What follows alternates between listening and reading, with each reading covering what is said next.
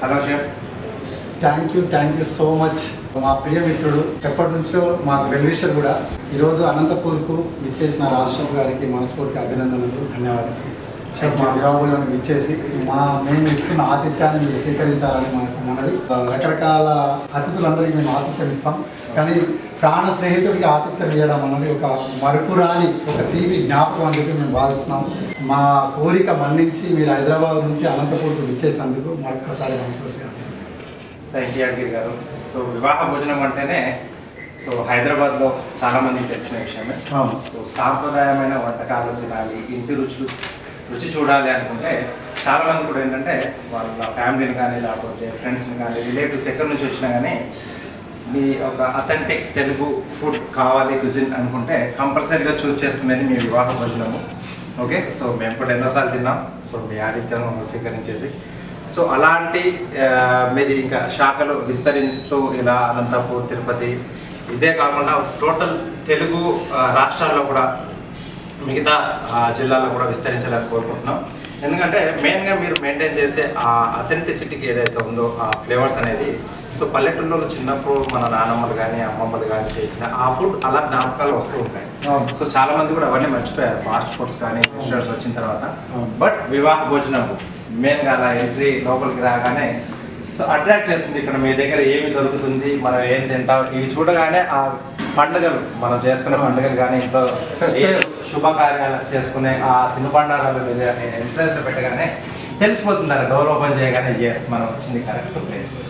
Okay, so అది మీరు బాగా మెయింటైన్ చేస్తున్నారు. ఆతిథ్య రంగంలో మీరు ఒక కృషి చాలా గ్రేట్. ఎందుకంటే మీరు ఆ రెసిపీ కలెక్షన్ అనేది కూడా నాకు తెలిసిందంటే మీతో పాటు నేను కూడా తిరిగాను. మారుమూల గ్రామాల్లోకి వెళ్ళేసి మీరు ఎక్కడెక్కడ నుంచి వాళ్ళ దగ్గర ఉన్న రెసిపీలు తీసుకొని చాలా ఏంటంటే మన పరుగున పడిపోతూ ఉన్నాయి చాలా రెసిపీలు.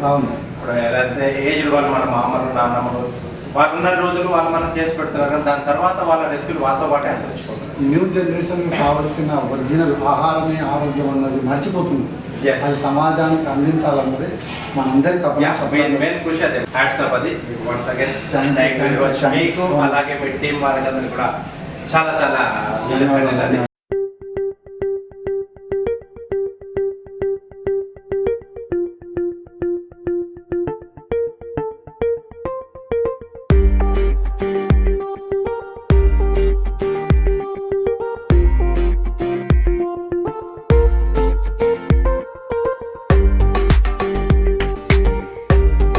నమస్తే షెఫ్. నమస్తే సార్. నమస్తే. సో వివాహ భోజనము బయట నుంచి అన్ని కూడా నేను చూసుకుంటూ వస్తున్నాను సార్. సో ఇక్కడ మెయిన్గా ఫుడ్ సాటిస్ఫై అవుతున్నారు గెస్ట్ అనుకుంటే అది వచ్చే సో మీ కిచెన్లో మీరు పాటిస్తున్నటువంటి ఆ ప్రికాషన్స్ ఏంటి, తర్వాత హైజీనిక్గా మీరు ఫాలో అవుతున్న పాయింట్స్ ఏంటి, ఇక్కడ వాళ్ళకి మెయిన్గా మీరు ఎలా ప్రిపేర్ చేస్తారు, వాళ్ళని మీ స్టాఫ్ను మీ అండర్లో చేసే వాళ్ళను మీరు ఏ విధమైన ట్రైనింగ్ ఇస్తూ మార్నింగ్ నుంచి ఈవినింగ్ వరకు ఆ క్వాలిటీ అనేది టేస్ట్ అనేది తేడా రాకుండా మీరు పాటించే అంటే కొన్ని సీక్రెట్ ఉంటాయి అనుకోండి సార్. పర్లేదు, ఒకసారి చెప్తే నాకు కూడా తెలుస్తుంది sir. Main thing is hygiening and grooming. Okay, grooming is very important. So hygiening is very important. అవును. సో ఎవ్రీబడి వచ్చినప్పుడు హ్యాండ్ వాష్ కంపల్సరీ చేపిస్తాం. ఓకే. సో షూ నుంచి ఎవ్రీడే హైజీనింగ్ నుంచి గ్రూమింగ్ గా ప్రతిదీ చెక్ చేస్తుంటాం. ఓకే. సో మార్నింగ్ బ్రీఫ్ చేస్తాం only సిడిపికి. So food quality and quantity చాలా డిపెండ్ అవుతుంటుంది సార్. మా దగ్గర మెయిన్ థింగ్ వచ్చి డాల్డా, కలర్స్, అజినోమోటో. ఓకే, ఈ మూడు ఉండదు సార్. మేము ఏదైనా కలర్స్ కావాలి స్పినచ్ మీద తీసుకుంటాం. ఓకే, గ్రీన్ కలర్ అనేది స్పినచ్ మీద, రెడ్ అయితే టొమాటో మీద. ఓకే. సో ఎల్లో అయితే మేము natural colour. Yes sir. So healthy ఇది వెరీ ఇంపార్టెంట్. అది కంపల్సరీ. ఎందుకంటే బయట గెస్ట్లతో మాట్లాడొచ్చాను, వాళ్ళ టేస్ట్ చేసే ఫుడ్ కూడా చూసేసి వచ్చాను. సో అంత టేస్టీ ఫుడ్ వస్తున్న కిచెన్ ని ఒకసారి చూడాలని, ఎందుకంటే వాళ్ళ మాటలు బట్టి దాన్ని కూడా ఒకసారి కంపల్సరీ చూడకపోతే అంటే నేను వచ్చిన ఆ పర్పస్ అనేది నాకు కంప్లీట్ అయినట్టుగా నాకు కనపడలేదు. అందుకే మీ కిచెన్ ద్వారా వచ్చాను నేను.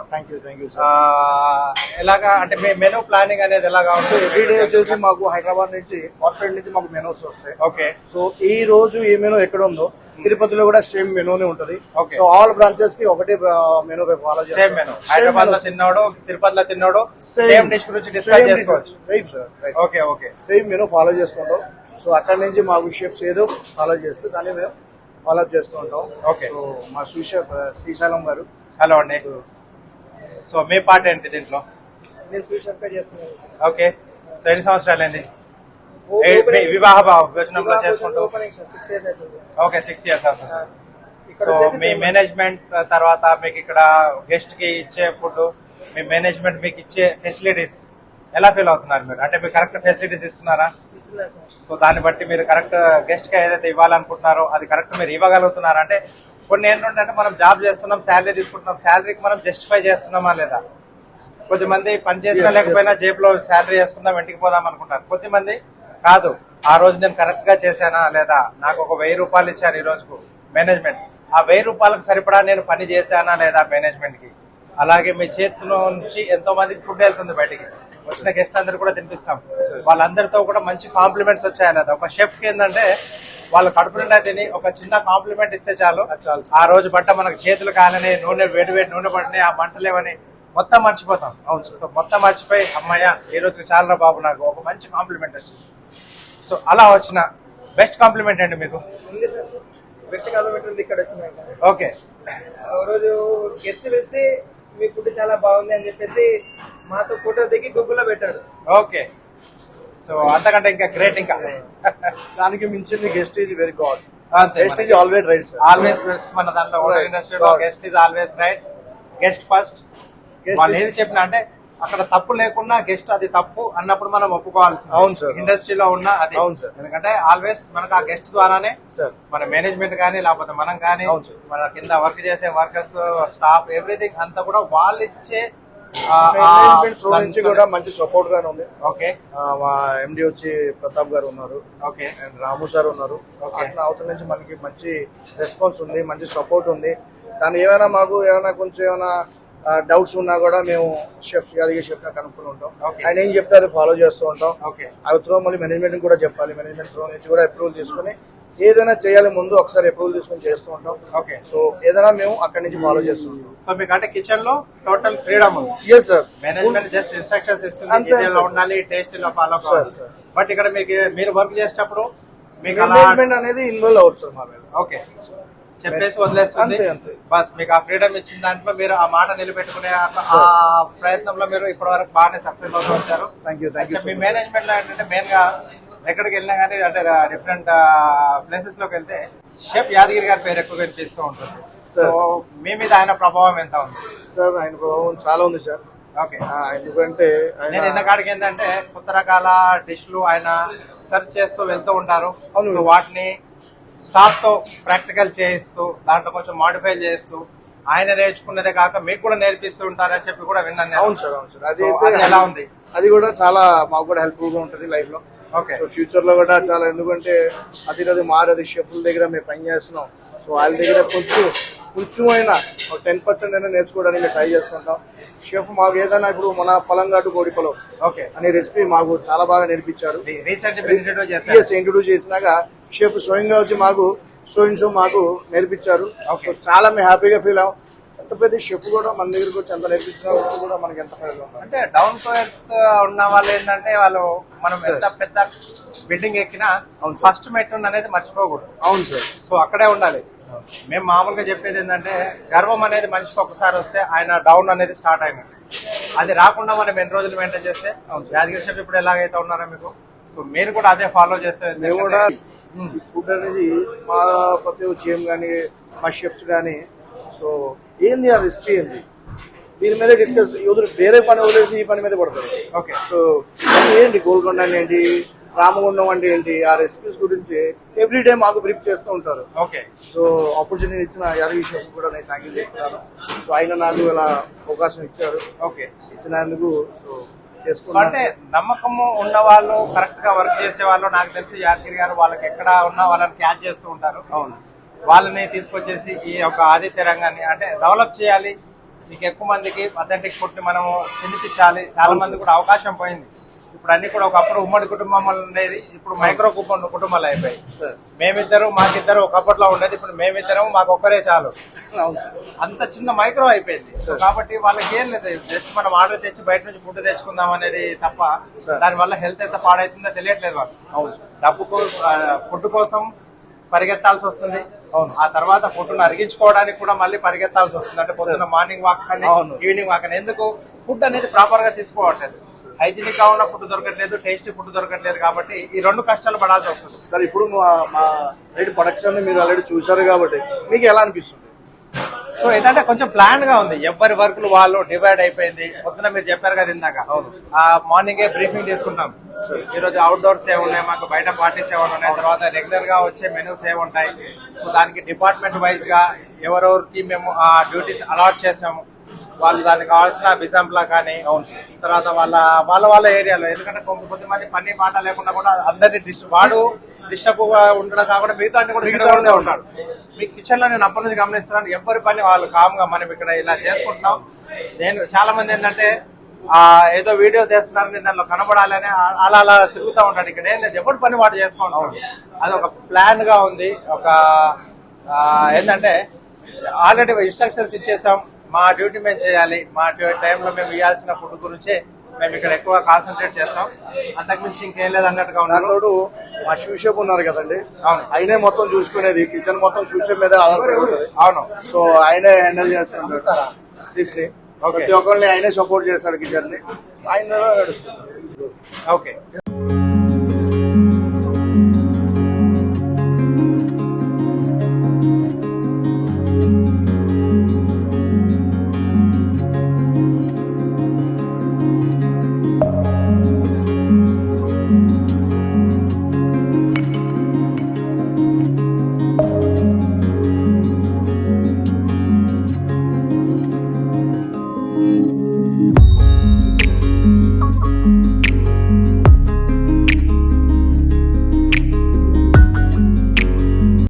చెఫ్ గారు, మీ ఇద్దరికి స్పెషల్ ప్రత్యేకత ఏంటంటే పండుగ కోడి కబాబ్. మరి దీని రుచి ఎలా ఉంది, దీని స్పెషల్ ఏంటంటే మీరు టేస్ట్ చేసి నిజంగా అది చెప్పినట్టుగా ఉందా లేదా. మా టీం అందరూ కూడా నిజంగానే మాటలు మస్తు చెప్పాము, ఇప్పటి వరకు రకరకాల కమ్మటి మాటలు చెప్పాము. మరి కమ్మదనమైన ఫుడ్ ఉన్నదా లేదన్నది మీ నోట యూస్కి చెప్పాల్సిన బాధ్యత ఉంది. ఉన్నది ఉన్నట్టుగా చెప్తే మేము కూడా నేర్చుకోగలం.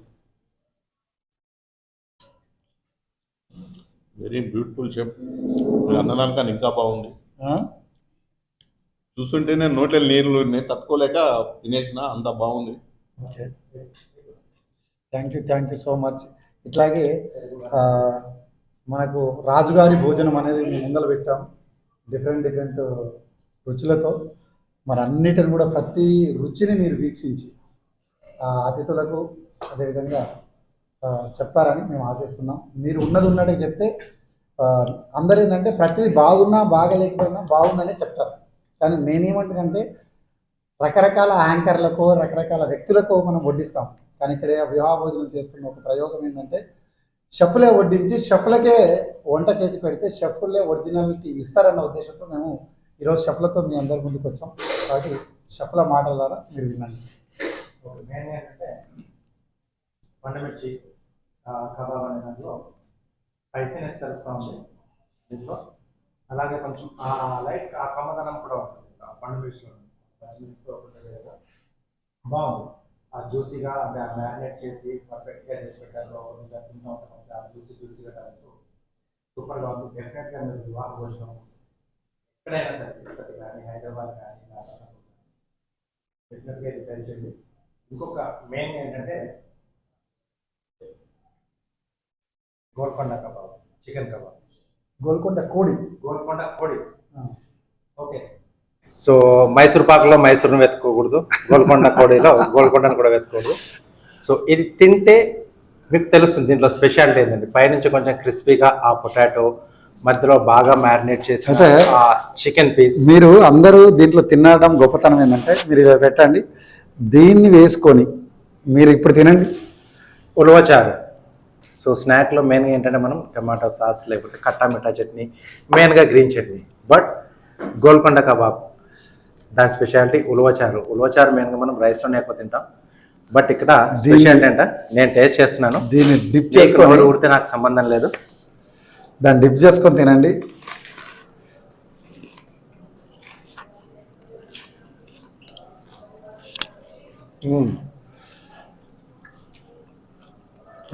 దాని కాంబినేషన్ అది అసలు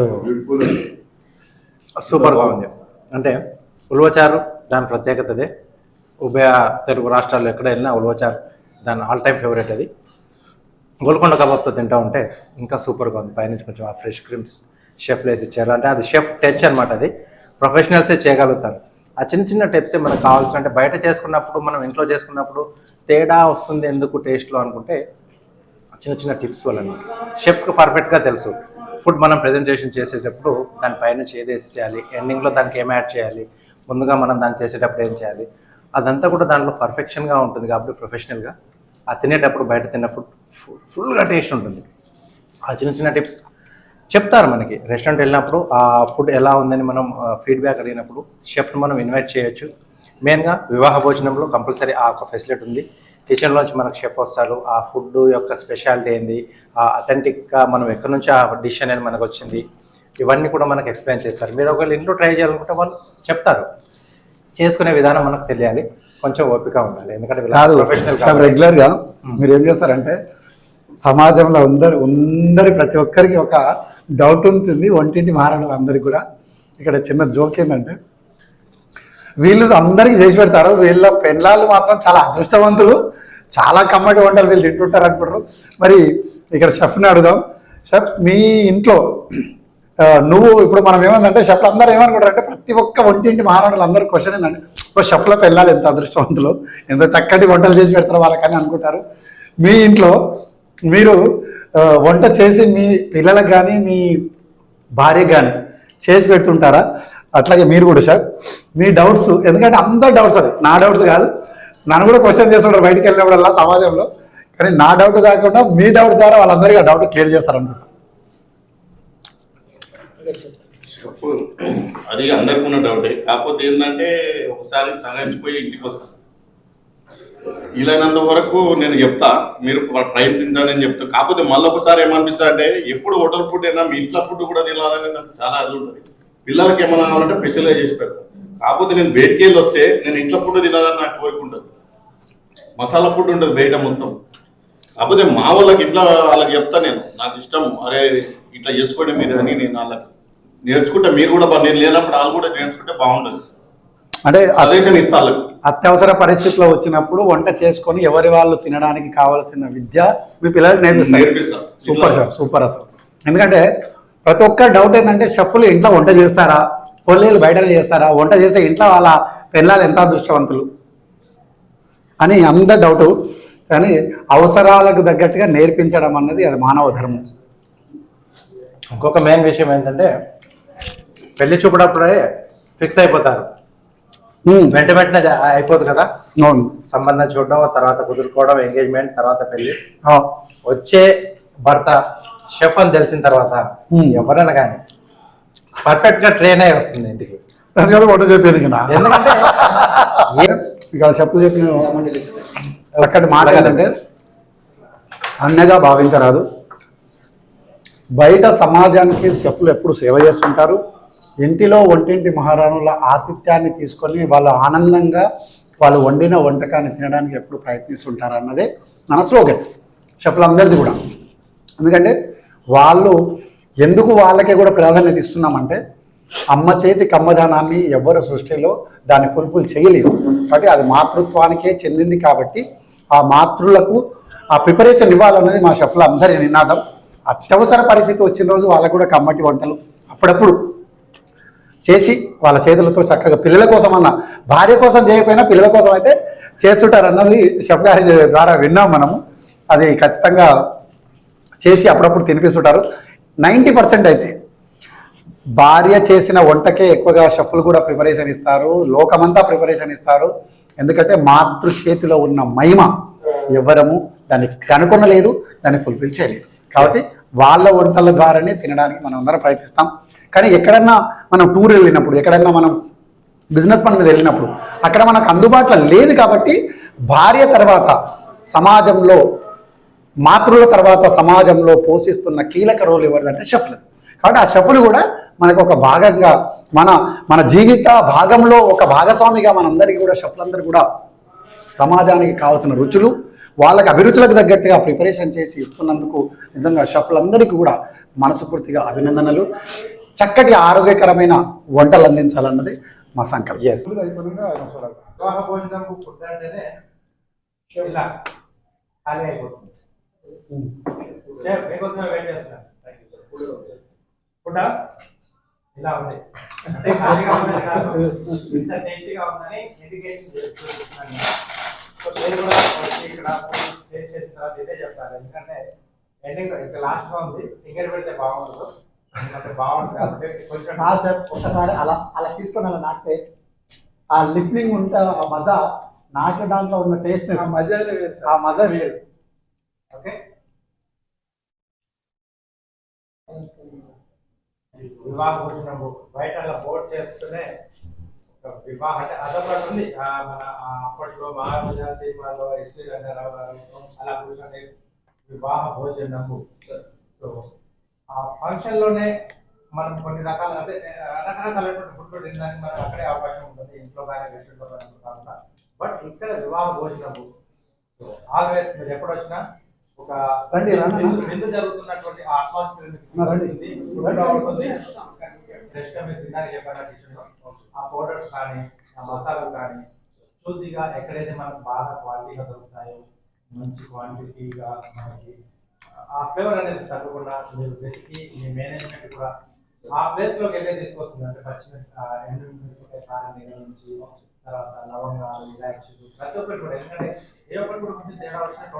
ఆహారమే ఆరోగ్యం, ఆహారమే పరబ్రహ్మ స్వరూపం, అన్నం పరబ్రహ్మ స్వరూపం. ఆ అన్నం పరబ్రహ్మ స్వరూపం మనం ఈ మధ్యకాలం అంటే ఇది బాగా భోజనంకే కాదండి, ఇది ప్రతి వ్యక్తులకు ఆలోచించాల్సిన విషయం.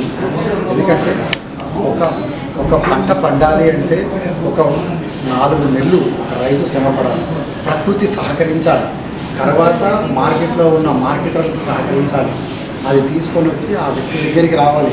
వ్యక్తి దగ్గరికి వచ్చినాక షెఫ్ ఎంతో దాన్ని కష్టపడి రుచులకు అనుగుణంగా దాన్ని మలిసి వంట చేసి ఒక టేబుల్ మీదకి రావాలంటే ఇంత శ్రమ వెనక నుంచి ఉంది.